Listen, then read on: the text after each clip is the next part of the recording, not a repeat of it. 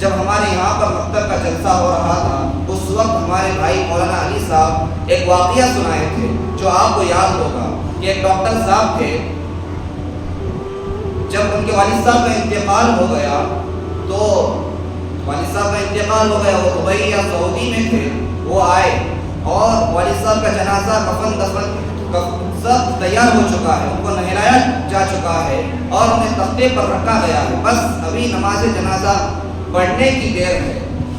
اور کچھ لوگوں نے دیکھا کہ ان کے بچے کے نگاہوں سے آنسو جاری ہیں، اس کے آنکھوں سے کیا جاری ہیں؟ آنسو جاری ہیں۔ تو لوگوں نے پوچھا کہ کیا بات ہے،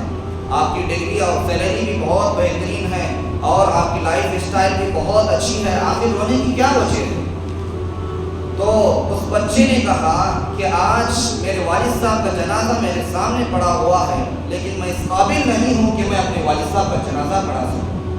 میں دوسروں کا محتاج ہو چکا ہوں، میرے والد صاحب نے مجھے تمام کی تمام چیزیں دلا کر دی لیکن نہیں دی تو دینی تعلیم نہیں دی، دینی تعلیم سے مجھے نہیں جوڑا، جس کی بنا پر میں آج اتنا بڑا ہو کر اس قابل نہیں ہوں کہ میں اپنے باپ کا جنازہ پڑھا سکوں، جس کی بنا پر میں دوسروں کا محتاج ہو چکا ہوں۔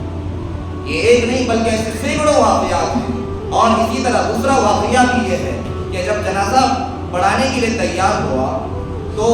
ایک شخص آیا اور کہا، حالانکہ اسی شخص کے والد کا اسی شخص کے باپ کا جنازہ ہے، اور وہ کہہ رہا ہے کہ مولانا مجھے جنازے کی دعا یاد نہیں ہے، کیا میں 3 مرتبہ سبحان اللہ پڑھ سکتا ہوں؟ تو یہی حالت ہوتی رہی کہ اگر ہم نے اپنی اولاد کو دینی تعلیم سے نہیں جوڑا،